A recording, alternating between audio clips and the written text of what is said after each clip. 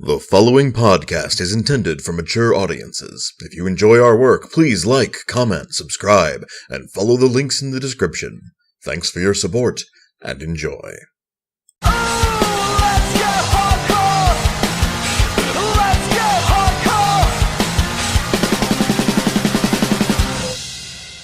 Greetings and salutations, listener. It is I, Eric J. Chucci, for once not joined by my stalwart companion, the boy, because much like the subject matter of this video, today I am flying solo.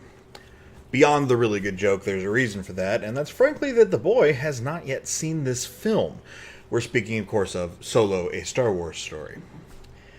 And I think that him not having seen this film was kind of telling of the film overall. Those of you who are in the know and pay attention to this kind of thing, it is way under budget in terms of profits.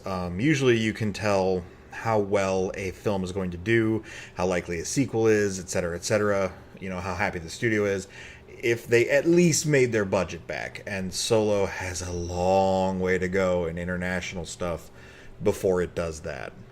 We're talking, I want to say, a $3 million budget versus not quite half that, if I'm remembering correctly. I don't have anything up in front of me.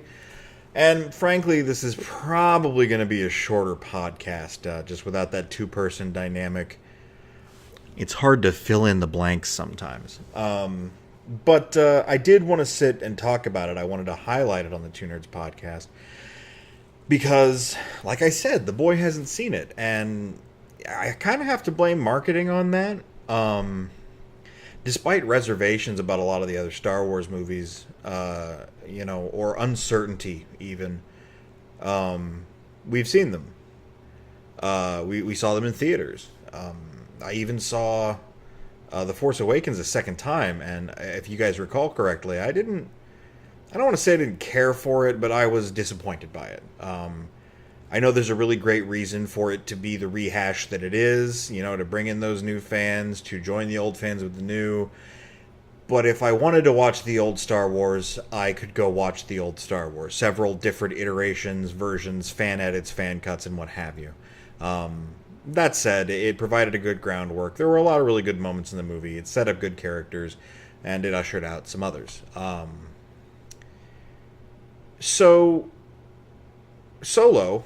where to begin? I suppose the traditional Two Nerds 5 seconds of meaningless babble so that you can avoid spoilers is necessary. So here's my spoiler-free review of the film. If you at all liked The Last Jedi, and if you liked Rogue One at all, I would suggest supremely going to see it. If you're a Star Wars fan, go see it. You know what? It's even just a really good popcorn flick. Like, it starts a little rough, especially if you're a Star Wars fan. Rough's not fair. It starts a little cheesy. Let's put it that way. But it picks up pace pretty well, and it never stops picking up pace. And that's one of the biggest things I can say to this film's credit, is that every time I thought, oh, it's over. I've gotten to the point where the denouement, so to speak, the post-climax. No, there's still a little bit more that pulls me a little bit further. It's got all the trimmings, the makings of a great heist movie, a great crime movie. It's got that non-Jedi seedy underbelly that we wanted out of Star Wars 1313, I believe it was called. It's interesting, and it's good. It's fun to watch. Is it high art? No. Is it even as high art as the original trilogy? No, probably not. But it is a good movie. It's a fun movie. It's something that, me as a person who doesn't watch a lot of movies would be willing to watch again, not quite a week removed from having seen it.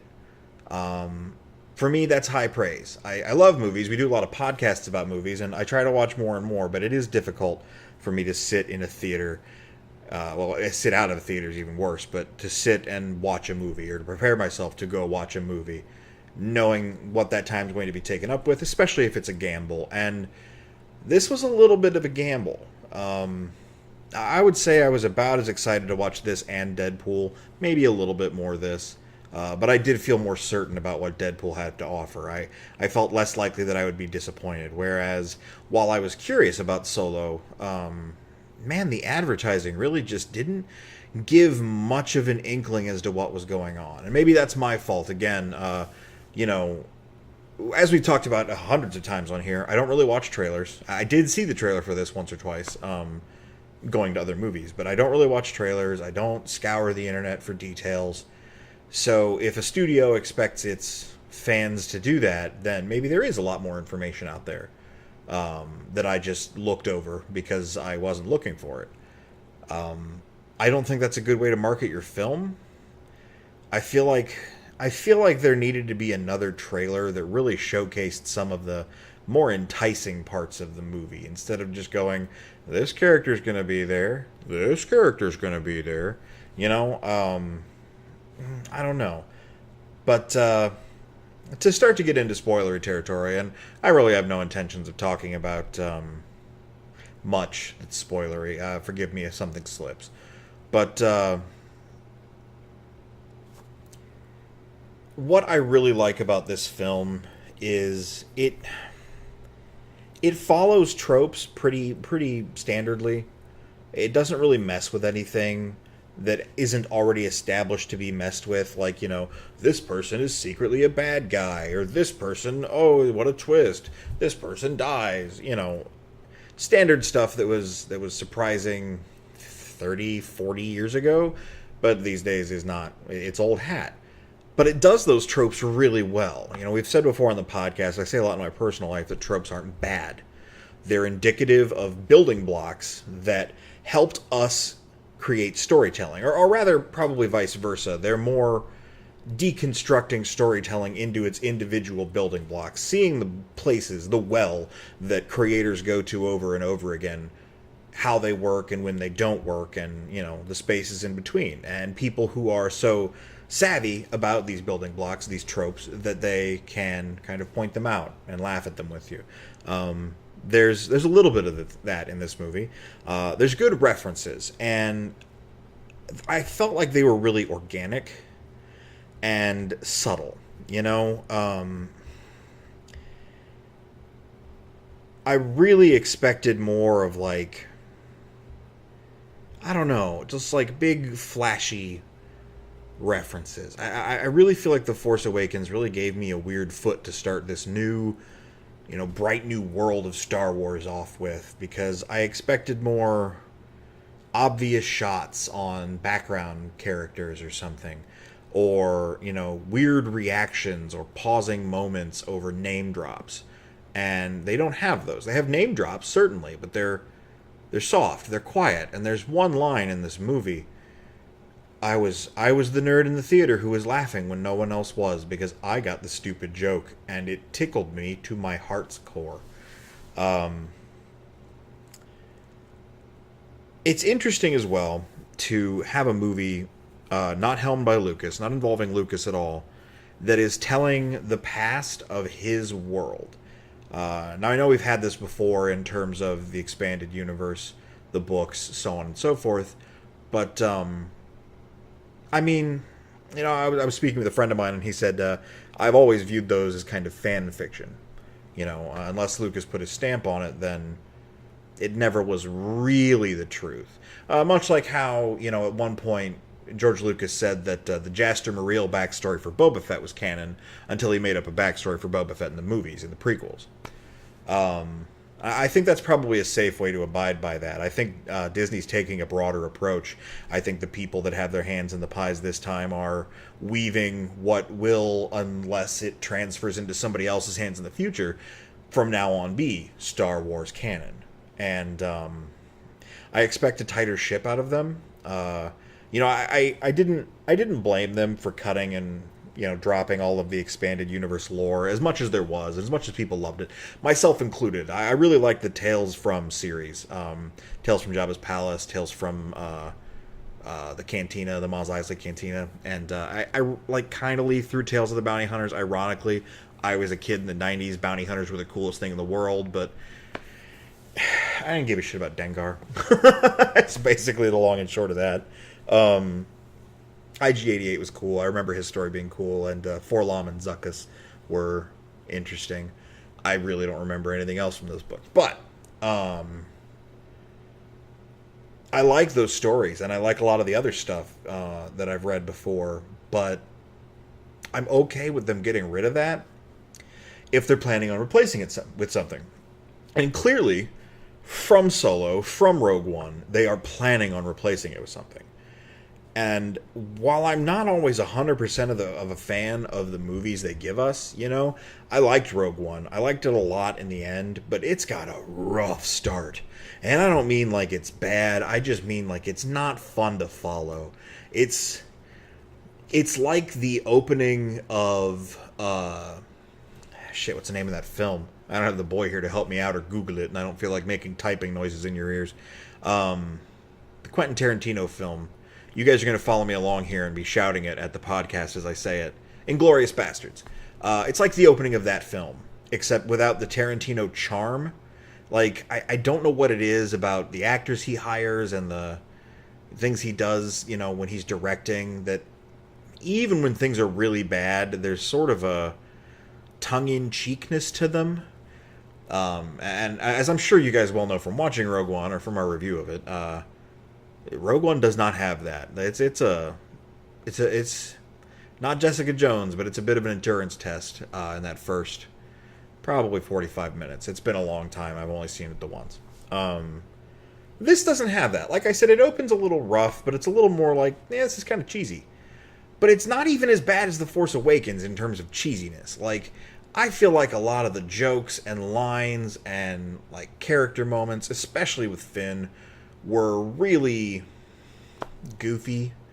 Not in the same way that Poe Dameron like cracks wise and is always taking the piss out of the seriousness of a scene. I actually really like that. I think those are well-written moments. They're well-acted moments, and they lend this delightful modern comedy to Star Wars. In fact, you know, I think I'll compare it to that. I feel like there's moments in early Solo that feel a lot like the lighthearted Poe Dameron moments. And it's weird. It's surreal. And not having Lucas sign off on all this is still kind of surreal for me. Even though he's, you know, so much of what he did after the original trilogy is not stuff I like, is not stuff I agree with, is stuff that, I mean, myself and the rest of the internet will mock for time immemorial. It's weird to not have his official, yes, this is fine, at the bottom of it, you know? But I like that. I like new stories being told, even if they're about the past or about characters we've already established. I like looks at other planets and other ideas, and I like the visual concepts other people bring to the table. And I like seeing similar ideas through different lenses. There's sort of a Venn diagram here. This is light spoilers territory. It's late in the movie, but it's not like a huge spoiler. So in The Force Awakens, there's the weird, for lack of a better term, squid monsters that are in Han's ship. In Empire Strikes Back, we have the space slug that lives in an asteroid.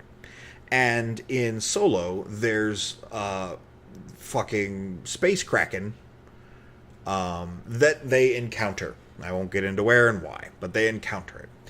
And in Empire, of course, obviously the space slug is iconic. You know, they go out into this weird cave that's moist and there's Minox everywhere and it's rumbling. They figure out what's going on and they make an epic escape. That's really good. In The Force Awakens, they're treated as kind of goofy. Like it reminds me of, and I'm an Attack of the Clones apologist, but like watching the movie again as a grown adult instead of a young adult as I was at the time, a lot of the wackier comedy kind of tries my patience. And I don't think these scenes were as bad as that, but they did smack a bit of the wackier comedy of Attack of the Clones. I'm speaking specifically of the Colosseum fight. You know, a lot of the slapstick that 3PO was doing. Some of the lines that happened in that time frame. again, it wasn't as bad. I'd cut it by half at least. But that scene did have a lot of that in The Force Awakens. Whereas in Solo, I feel like it combines the visuals, what we're capable of here in the year of our Lord Cthulhu 2018, with CGI and all that, and these eldritch abominations that, like, conceptually are so much more out there than, what I believe was a sock puppet, versus, the tension, or not versus, excuse me, but combined with the tension of escaping from that space slug. And it takes these amazing visuals that The Force Awakens managed, and it takes these really good human action moments, suspense, and a desire to see the heroes win. And man, this moment in particular for me, it's Solo. I've seen the rest of the fucking movies. I know he's in them. But in this moment for me, I was like, are they gonna escape? Like, that's what you want, especially out of an action movie. You want to have that feeling. You want to lose that jadedness and that cynicism, if you even have it at all, listener. I don't know if you do. I know I've fought with it for a while. You tend to get wise enough about things, or review it enough, or look at it enough, and you just lose the ability to pull yourself out of it sometimes. So be careful. If you haven't lost it, try to hang on to it, because it's not worth losing. It's harder to get back, I tell you that much. But what you want is to be sold. You want to be shoving that popcorn in your mouth, and you want to be looking at the screen on the edge of your seat like, oh man, I know he's in other movies, but is Han Solo going to make it out of this one alive? You want to fucking buy the lie in that moment. And at least for that moment, this movie did that for me. And the rest of it's good too. Like, that was a big defining, point near the end of the movie. I might even call that the climax, honestly. But the rest of it, the rest of the build, the rest of the character interactions, there were a lot of firsts. There were a lot of callbacks. There was a lot of just really cool stuff. And I always have to applaud when they manage to use modern tech and still have that 1970s, 1980s original trilogy look and make it look good. I loved that about Rogue One. I love that about some of the parts in The Last Jedi, because they had that, and God, I loved it. Go check out our review, like, comment, subscribe, all that fun stuff if you haven't seen it already. And I will talk to you, and the boy will actually be there for that one, about how great The Last Jedi was, and where it had its pitfalls as well. It wasn't a perfect movie by any standard, neither is Solo, but it was fun. All right, that's what I want 110% out of most movies. Yeah, any movie, really. Like, except maybe indie films or slice of life shit. That doesn't necessarily need to be fun. It needs to provoke an emotional response. But everything else, whether it's fun to be scared, or it's fun to hear a tale, or it's fun to, vicariously live out this action, that's what I want out of a film. And I think, and this is getting into a little spoiler territory for another film we watched recently, which was Infinity War. If you haven't seen that, again, like, comment, subscribe on the video, and you can skedoodle on out of here. But a lot of the problem I had with Infinity War is that because of the premise from the beginning, because, even though I wasn't as aware of the comics as I thought I was going into it, I had enough pieces to put things together and realize where this was going, and dwelling on that really hurt the movie for me. So I wasn't able to be sucked into it. I wasn't able to love Spider-Man's quips the way I should have, or the incredible fight scenes with the beautiful choreography and the tension, and wondering what exactly Doctor Strange is planning, the way I ordinarily would in other movies, and the way I definitely did with Solo. I guess Solo didn't ask anything from me but patience, approximately 2.5 hours of my time, and an open mind. And going into the film with that, I think you're going to be pretty well off. I would love to see this film get a sequel. I would love to see the continued adventures of these characters in this time frame. I feel like the actors were great. Speaking of Infinity War, I do have to give a shout out to Oh, hell. Paul Bettany. I didn't realize he was in the film. And, man, what a performance. I mean, it's Paul Bettany. I've seen him act in that one movie about angels that was terrible and do really well. But still, it's worth noting. You know, some actors can snore through a movie. He doesn't. He doesn't try to snore through the movie. There's so much good shit. There's so many good plans, and so much. It's a good film. It's like a less punchy Guardians of the Galaxy. I really liked it, and I hope that the amount of money it didn't make doesn't discourage the studio from doing further stuff. I'd like to see the Obi-Wan movie, especially given some of the teasers at the end of this film. I'd like to see more of this, like I said. I'd like to see more characters explored. Star Wars is such a vast universe. There are so many things you can, do in it. So many stories you can tell.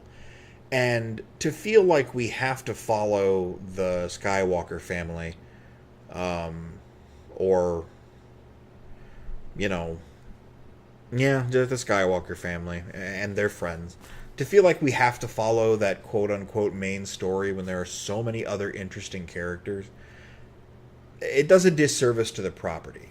I mean, as I was saying about the Tales of series, in the original movie, in A New Hope, you're there in that cantina, and it's a scene of dudes in rubber masks, okay? But, from 77 when that film came out, all the way up to when I was a kid, and I'm sure generations today, I just don't interact with them, but that's a period of, let's say, about 20 years, where people who saw that scene were so awestruck and so inspired by the creativity that went into all of these creatures, and they wanted to know, who's that cool guy who looks like the devil? What's with that tiny werewolf?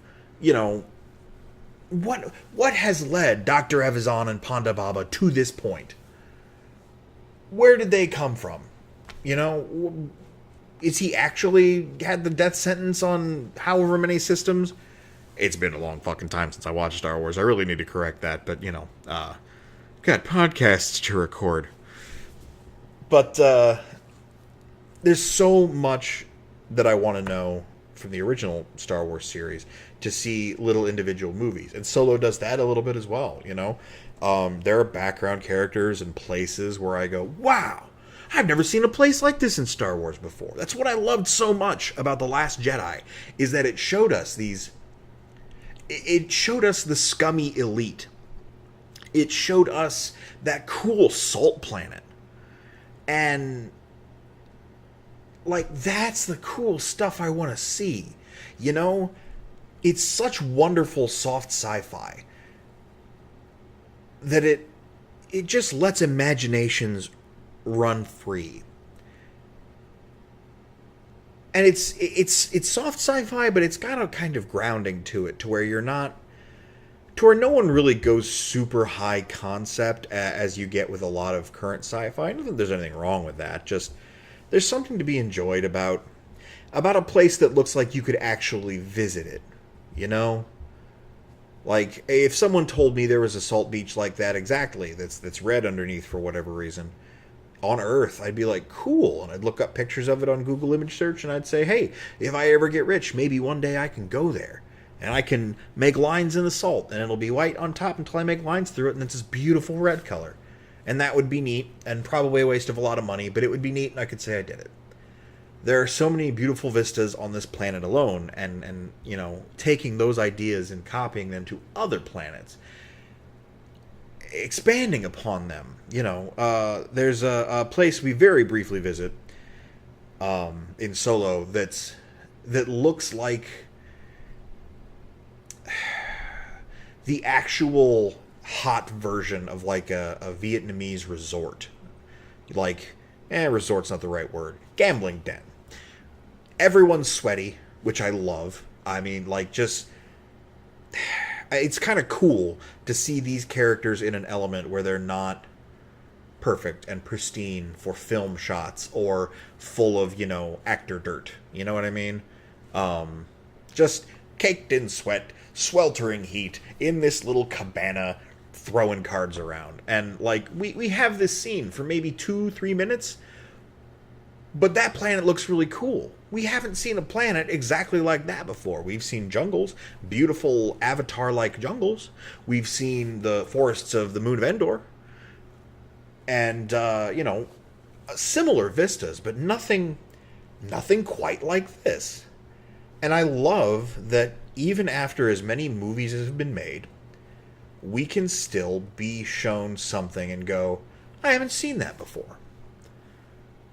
And that, to me, is the beauty of Star Wars in general. And that's a point I'm trying to make as well, is that there's so many character stories we haven't seen before. There are so many ideas, plots, things to do within Star Wars that we haven't seen before. There's, like, no limit. And Solo explores that limitlessness.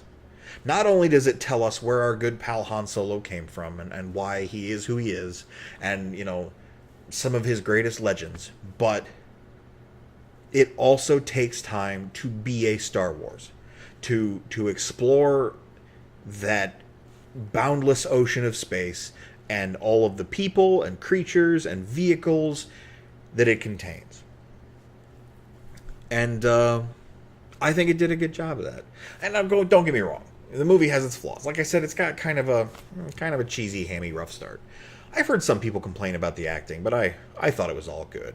I liked a lot of the humor. I liked a lot of the action.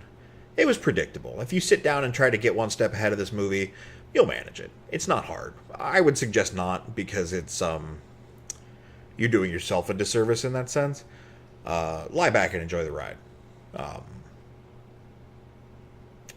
And I don't know. Like I said, it's not doing anything profound. This film isn't anything we haven't seen before conceptually. It's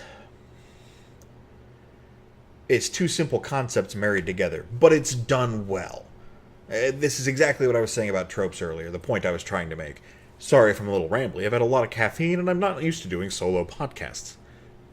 But the point I was trying to make earlier about tropes is that these are good building blocks, even if they've been used a lot. Like a Lego, You can make one thing out of it and then take it apart and make another thing. That doesn't mean the individual blocks are bad just because you've used them so many times. There are so many combinations of what you can do with it. Or you can make the exact same thing again, but if it's still high quality, what does it matter if it's the same thing again? I mean, exactly the same thing, that's probably not great. But in terms of movies, my metaphor is breaking down. This is why I don't do this by myself. But I'm so close to hitting our podcast limit, you guys. Boy will be back next week. Knock on wood, in case, the fates are listening and want to intervene. He's not, absent or anything. He's in good health and good spirits. He just hasn't seen this film, and I like to do things in a timely fashion, and the pun for the title was really good. That's about the long and short of it. I don't know where to go from here. I got Dark Souls Remastered. It's fine. I like Dark Souls. It's Dark Souls. It's been teaching me a lot about hubris. And, I'm Mr. Big Badass. I beat all the games. I beat Dark Souls 3. I'm really good at it. Dark Souls is a little bit of a different beast. God, 60 seconds here, kids. We're just going to fill out. Let's talk. How have you been? Uh-huh. Oh, that's wonderful. Okay. Well, I hope they're feeling better. Oh, that's very interesting. Delightful. Great. Thanks for the chat. In all seriousness, to summarize everything, I'd say go see this movie. If you're on a budget, if you have a dollar theater nearby, go ahead and wait for that. If you want to wait for, it to show up on Netflix or DVD or whatever, it's worth at least a rental. I'm hoping they have some good deleted scenes. That sounds good. Woody Harrelson's great in this. And Emilia Clarke? Daenerys. I thought she did a really fantastic job, and I really liked her character. The guy who plays Han Solo, very good. Childish Gambino, is that Lando? I've got nothing open in front of me. This is why I have the boy around. I have the boy around for two reasons. I have him around to open a phone and tell me things that I need as facts, or to say things while I look stuff up so you don't hear my ticky-tacking on the keyboard as hard. And I also need him around to say everything is better when nerds talk about it. Fuck it, let's go!